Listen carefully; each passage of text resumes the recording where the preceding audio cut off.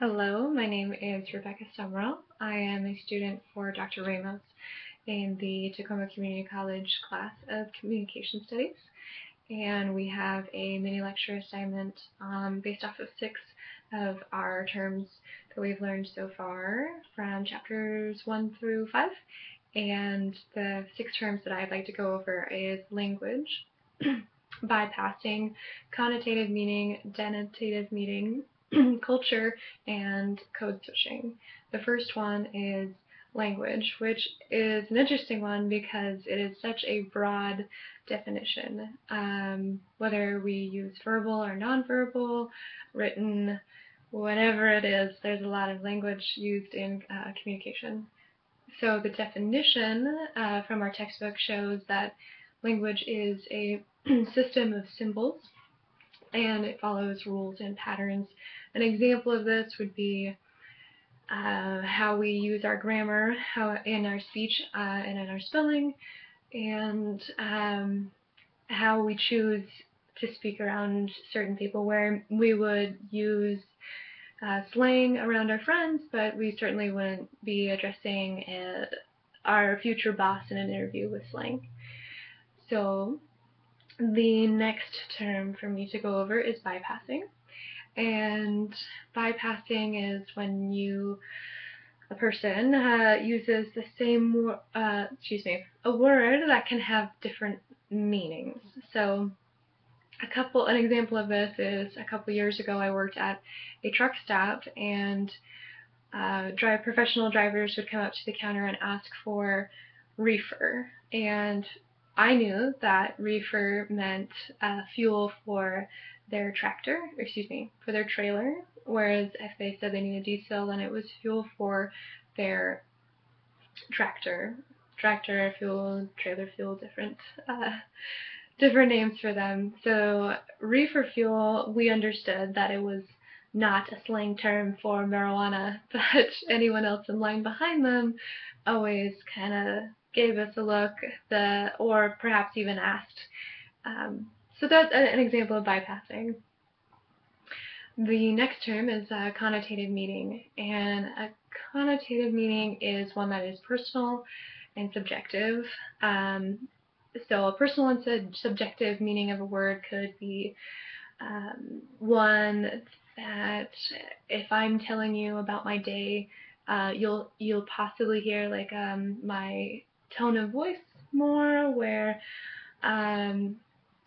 it's more the way you say something than what you're literally saying, and a lot of us read into that when we're listening. The opposite of that is the fourth term I chose, which is denotative meaning, and that is the restrictive or literal meaning of a word. So it is concrete. My fifth term is culture, and that is a learned system of knowledge, values, beliefs, norms shared by a group of people. And an example of this would be that we have our culture within America, and where it's very American for us to look someone in the eye. This is something that our culture expects when we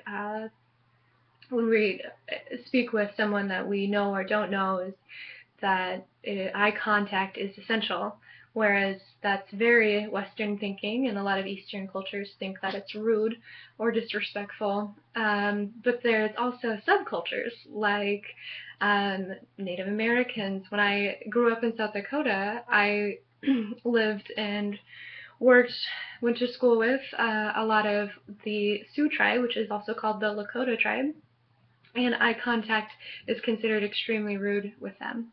So we always learned from a young age that when you addressed anyone that was Lakota, that you didn't make eye contact with them. This is a very culture-based or subculture-based type of behavior that shows how our communication can be easily perceived in the wrong way, even though we don't mean to. My last and final term is code switching, And it looks like my laptop decided to sleep a little bit there. Okay. Um, Code switching is the practice of using one form of language and then switching to another seamlessly. So where I had mentioned earlier that when we speak with our friends, maybe we'll use some slang, but if it's a job interview, we probably wouldn't do that.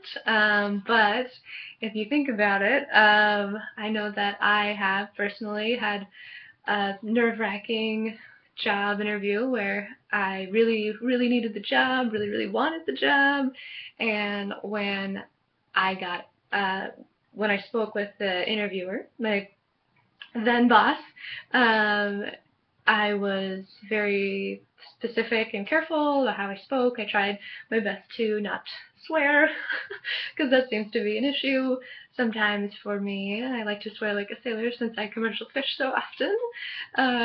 But anyways, the an example of code switching for me would be that I used professional speech with the interviewer, and then as soon as I knew I had the job, I immediately called my friend and use a lot of slang and inappropriate, excited terms. um, and that about does it for my 6 terms in my mini lecture. I think that this communications class is pretty neat. I'm really enjoying it. Thank you, Dr. Ramos, and have a good rest of your quarter.